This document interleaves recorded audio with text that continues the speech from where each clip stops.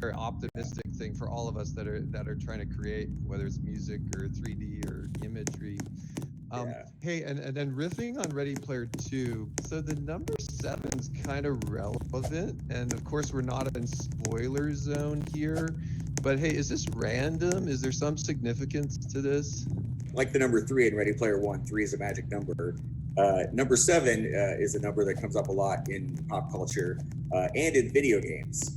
And kind of collecting seven pieces of something is something that would come up in Dungeons and Dragons modules, and also in like Sonic the Hedgehog had seven Chaos Emeralds that were red, yellow, blue, cyan, white, purple, and green.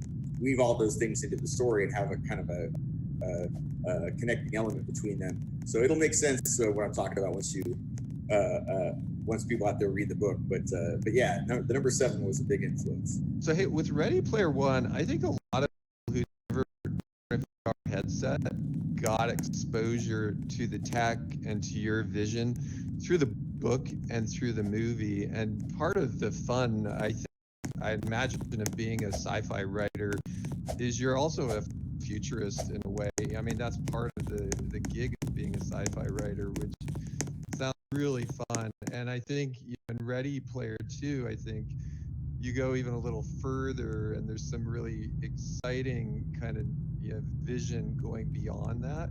When we at Roblox, we kind of done the same thing. We've had vision for 15 years, and it takes a lot of time for some of these things to become reality. But when they do, it's super satisfying. And I'm wondering for you, how's it feel when you see some things in real life come true, after you've written about them? Well, it's gratifying, but I don't automatically assume that it was my book that helped inspire it, unless sometimes, like with the Oculus Rift, the people who worked on that told me in person that some things from Ready Player One had inspired them. But it's so much easier when you're a writer to just write. Wouldn't it be cool? Than it is to actually make it. It's like easy for me to design an amazing video game in a story. Yeah. But as you know, it's much harder to actually make the real thing. I think that could be a good thing, though, right? Because us technologists, we can get locked in by how difficult it is to build stuff. Where writers and futurists, you have the freedom of the written word, right? There's no limit to what you can imagine. And then the technologists more have to figure out, can we really build it? Right. And they're the only ones that can really build it. If it was just left up to the writers, remain fantasy. But that's something we're hearing about Star Trek, the old Star Trek series. They had those doors that would open automatically.